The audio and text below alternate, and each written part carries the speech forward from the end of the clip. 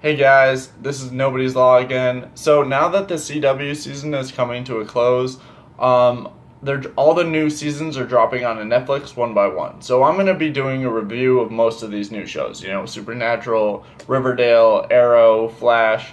But I wanted to start off with the CW's new entry to the Arrowverse, Black Lightning. So I wanted to talk a little bit about why both the show and comics exist first. Back in the 70s, DC was getting pressure to put out their own black superhero-led series, so they hired one of the people who worked on Luke Cage in Marvel to get them started off. And now, the only reason they're doing the show are pretty much the same reasons. Marvel had out Netflix's Luke Cage, and they were in the process of putting out Black Panther, both of which were huge hits. So they were getting a lot of pressure to put out their own black superhero. And anytime DC tries to compete with Marvel, it's always a disaster. Just look at the DCEU. So they rushed out the show before Black Panther came out, trying to get better ratings, and it was just a train wreck. Now, don't get me wrong. I think DCEU has a lot of good qualities, and I enjoy a lot of the stuff that they do. I was actually excited to hear about Black Lightning because it meant that Static Shock might be coming to the Arrowverse. And I don't know about you guys, but I loved that show as a kid. But it's just that they should do things in their own time rather than trying to keep up with the MCU. It just doesn't work. I felt like if they could have done a lot better with both the DCEU and Black Lightning in particular if they had just taken their time with it.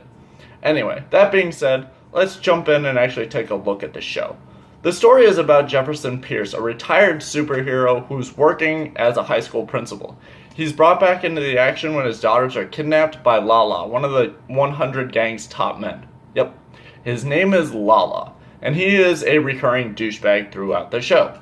And then throughout the season, you find out both his daughters develop their own powers, and I felt like that was rushed, like they could have saved that for later seasons for better character development, but whatever. So you find out that the 100 is dealing this new drug, green light, and it makes people become deranged and erratic, and it's 100% addictive. So you try it once and you're hooked. So not only that, but it also has a side effect of causing metahuman reactions in some rare cases. Then they discovered that green light is just an updated version of a vaccine that was used on children 30 years ago by a government organization called the ASA.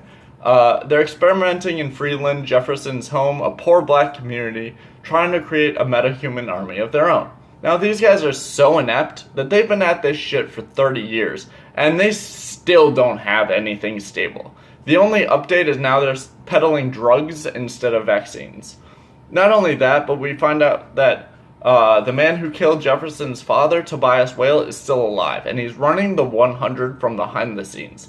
Now, the whole time I was watching this, I thought the final bout was going to be between Black Lightning and Tobias Whale, but it wasn't. You see a couple small conflicts between them, but the final battles were between Jefferson's family and Tobias Whale separately fighting ASA forces.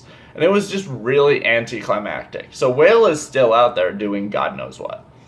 I felt like a lot of things about this show sucked. The action felt like it was from a bad 80s movie. The story felt way too forced, and the dialogue was just sappy and cliche. And the costumes. Holy crap. I mean, okay, I know he's from the 70s, but come on. His chest literally lit up. It had lights on it. They could have at least updated it. Anyway, and the acting, for the most part, was pretty terrible, too. Okay, there were three actors that seemed to uphold their role pretty well. Chris Williams, who played Jefferson Pierce, James Remar, who played Peter Gamby, and Marvin Crondon Jones III. Now, he is actually a rapper, and this is his first stint into acting, so it was pretty cool. So yeah, there were a few good parts about the show that actually pulled through, like the villain Tobias Whale. He was a really interesting character to watch. He's an albino black man who has a very complex thought process. He seems to hate a certain type of black people, like those who haven't realized their full potential. And he's got this way about him that makes people want to give in to the darkest parts of themselves. He just fucks with their heads so much that they just do really bad shit. And that's not even a superpower that he has. He actually uses this super soldier serum like stuff that keeps him young and strong. And I felt like Jones just did a really good job of bringing him to life. And another thing that I noticed is that the show is a lot more realistic than Marvel's Luke Cage in terms of how the world deals with black people. Everything from gang violence to police brutality and systematic oppression from higher government forces. It really hit home. It set the environment for a need for a black superhero, which is kind of exactly what we're going through right now in real life. So, yeah, the show did have a few good things about it. Overall, I'd probably only give it a 6 out of 10 though. I might watch the second season, but we'll see. I'll take a look at it when it comes out.